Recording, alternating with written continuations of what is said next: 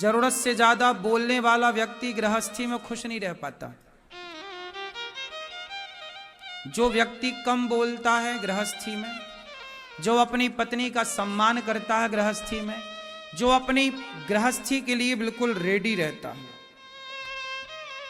आलसी नहीं है, तत्पर है कार्य के लिए, वो सुखी है।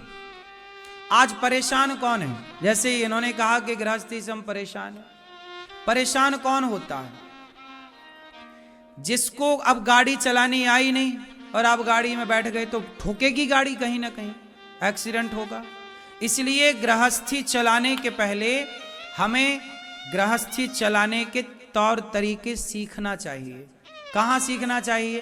सत्संग के द्वारा। पहले के लोग विवाह करने के पहले अपने आप को इतना मैच्योर कर लेते थे, समझदार बना लेते थे कि विवाह के पहले वो इतने समझदार हो जाते थे कि फिर विवाह में कोई दिक्कत नहीं थी। आज के लड़का लड़की ना मैच्योर नहीं है, समझदार नहीं, विवाह कर लेते हैं, फिर इनकी तलाक वलाक होती फिरती है। एक आदमी गुरुजी के पास गया, गुरुजी हम विवाह करें कि ना करें? गुरुजी बोले पत्नी को जरा लालटेन ले आओ। पत्नी लालटेन जला के ले आई दिन के 12 बजे आंगन में।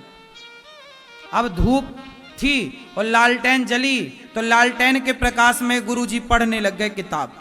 वो आया चेला पूछने ब्याह करूं कि नहीं, उससे लगा गुरुजी पागल है।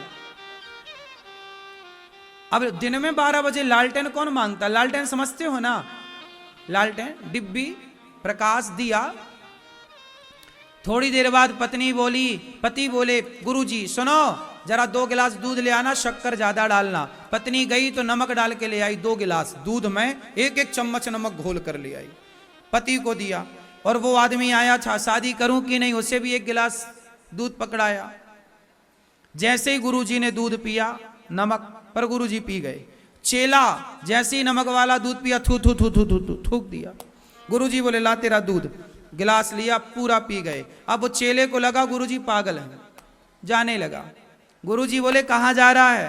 अरे गुरुजी हम पूछने आए थे कि ब्याह करें कि ना करें, और आप तो पागल निकले, तुम्हारी पत्नी भी 1 नंबर की पागल है और तुम भी पागल। बताओ दिन में तुम लालटेन मांग रहे हो धूप में बैठ के, क्यों प्रकाश नहीं है, इतना बड़ा सूर्य है। और नमक शक्कर मांगा, वो नमक लाई और आपने एक बार भी नहीं बोला कि तुम नमक क्यों लाई हो, शक्कर क्यों नहीं लाई, और दूध में घोल के। गुरुजी बोले बेटा ये तेरे प्रश्न का उत्तर था, मैं पागल नहीं हूं।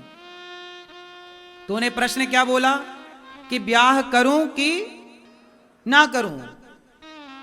तो गुरुजी ने कहा मेरी पत्नी, मैंने गलती की, दिन में लालटेन मांगी, उसने कोई जवाब नहीं दिया, लाके चुपचाप रख दिया।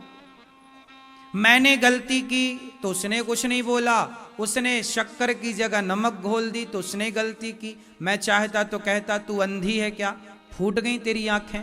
वो भी कह सकती थी दिन में 12 बजे तुम परेशान कर रहे हो, लालटेन लाओ, क्या अंधे हो, दिखाई नहीं पड़ रहा सूर्य भगवान है? तो मैंने गलती की, उसने कुछ नहीं बोला, उसने गलती की, मैंने नहीं कुछ बोला। बेटा जब एक दूसरे की गलती आप भुलाने की ताकत रखो, गलती के बाद भी जवाब ना देने की ताकत रखो, सहनशीलता आ जाए तब विवाह कर लेना, वरना ब्याह ना करना, बर्बाद हो जाओगे। तो विवाह पत्नी कुछ गलती कर रही है तो आप इग्नोर करो, पति कुछ गलती कर रहा है तो पत्नी इग्नोर करे। अब यदि आपने एक दूसरे की गलती को देखा तो गृहस्थी कोई ना चला पाएगा, आप में जितने बैठे। इस धरती पे ऐसा कोई है ही नहीं जो गलती ना करे। इस धरती पे ऐसा कोई है ही नहीं जो गलती ना करे। पत्नी गलती करेगी, पति गलती करेगा, सब गलती के पुतले ही तो हैं। हम गलती के पुतले हैं। हमने गलती, सारी जिंदगी गलती होती ही होती है हम लोगों से, ना चाह करके भी हमसे गलतियां। फिर इसलिए गलतियों को जो देखे वो अच्छा गृहस्थी नहीं है। पत्नी की गलतियां ना देखो, पति की गलतियां ना देखो, और पति में पत्नी में कोई अच्छाइयां देखो। हम आपकी कमियां देखेंगे तो हम आपके साथ नहीं रह सकते। हम में 1,00,000 गलतियां हैं, हम में 1,00,000 कमियां हैं, पर आपने हमारी कमियां नहीं देखी, आपने हमारी खूबियां देखी। मेरे भीतर 1,00,000 कमियां हैं, लेकिन खूबियां 2-4 हो सकती हैं। लेकिन आपने मेरी 1,00,000 कमियों को ना देखकर मेरी 4 खूबियों को देखा, तो हमारा तुम्हारा 7 दिन निभ गया। बोलो हाँ। और आपने हमारी गलतियां देखी होती तो हमारा तुम्हारा 2 दिन ना निभता। बोलो हाँ। गलतियां हम में भी लाख बुराइयां हैं, आप में भी लाख बुराइयां हैं, लेकिन हमने आपकी बुराइयों को क्यों देखना है? हम तो आपके गुण देखें, आपकी अच्छाइयां देखें। ये संसार भलाई और बुराई से ही बना है। ये संसार किससे बना है? अच्छाई और बुराई से। अब बुराई और अच्छाई से बना तो है, अब देखना क्या है वो हमारे विचार पर, हमारी बुद्धिमत्ता पर निर्भर करता है कि हम देखें क्या। क्यों मेरी मां? हम क्या देखें? कहते ना, दृष्टि से ही तो सृष्टि है। एक कुम्हार चिलम बना रहा था, तभी संत ने कहा घड़ा बना दो, उसने घड़ा बना दिया।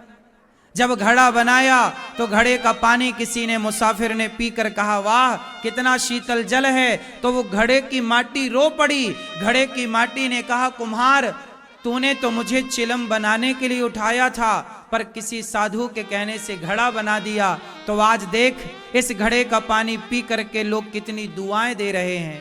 आज तेरे कारण इस माटी के घड़े को दुआएं मिल रही कि घड़ा कितना शीतल जल देता है। कुम्हार तूने मुझे चिलम बना दिया होता तो मैं भी जलती, जो पीता वो भी जलता, पर तूने मुझे घड़ा बना दिया, मैं भी ठंडा हूं, जो जल पी रहा है वो भी शीतलता को प्राप्त हुआ। कुम्हार तेरे विचार बदले, तेरे सिर्फ क्या बदले थे?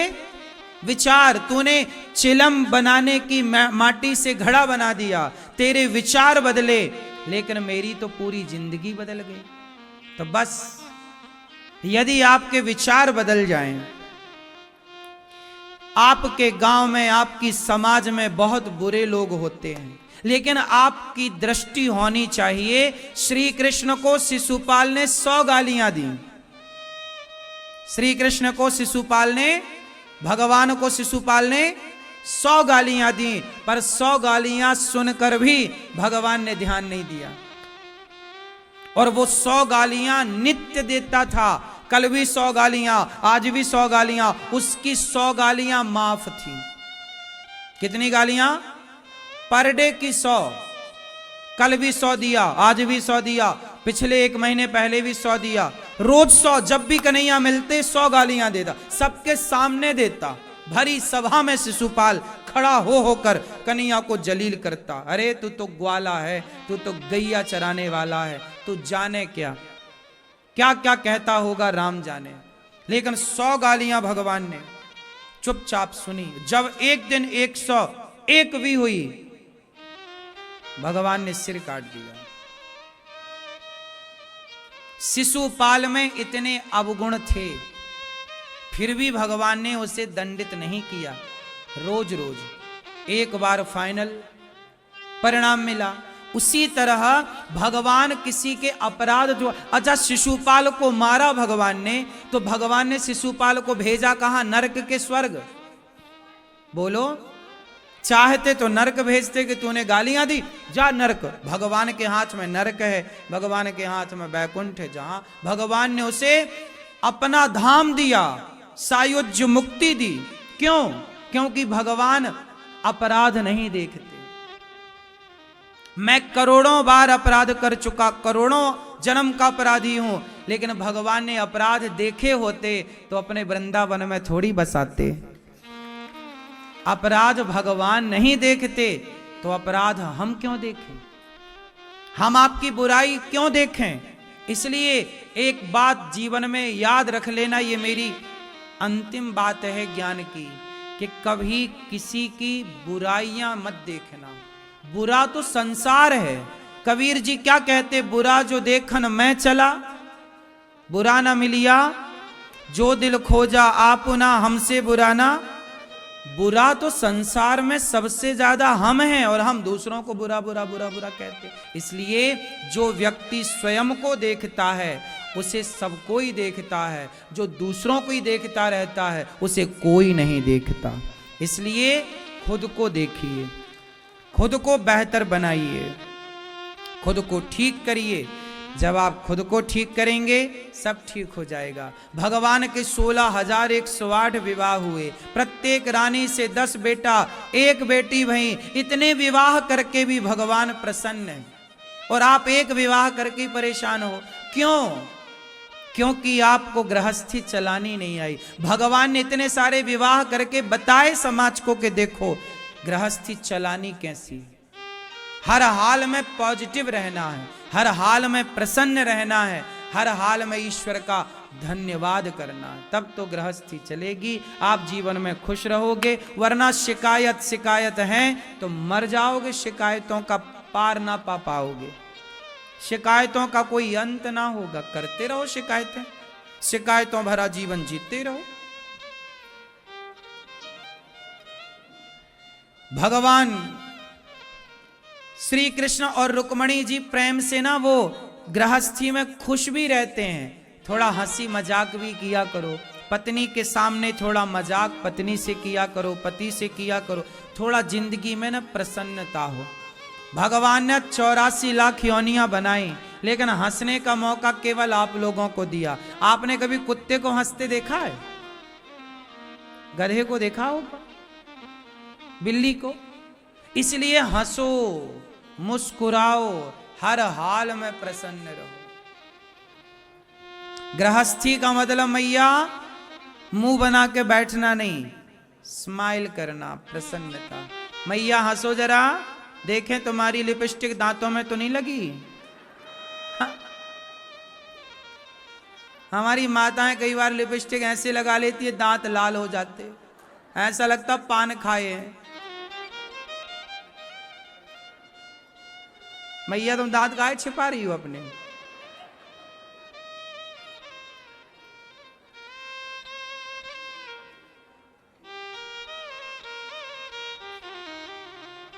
क्यों मैया, दांत में तो नहीं लगी लिपस्टिक? देख लिया था ना शीशे में, पहले साफ कर लिया था। हमारी माताएं इसका बहुत ध्यान रखती हैं, लेकिन कितना भी ध्यान रखो कई बार रह ही जाता है, हमें दिख ही जाता कि दांत में लगी है।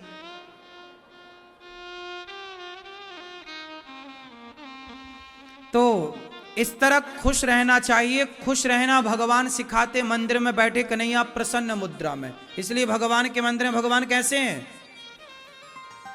इसलिए प्रसन्न रहो, खुश रहो, पत्नी के संग, बच्चों के संग, जैसी हालत है, झोपड़ी है या महल है, उसमें खुश रहो। मायने नहीं रखते कि महल है कि झोपड़ी है, आपकी प्रसन्नता मायने रखती है। क्यों? बात सही है। इसलिए खुश रहा करो। कैसे रहोगे भैया? परेशान भैया कैसे रहोगे? खुश रहा करो, हर हाल में हैप्पी, प्रसन्न रहो।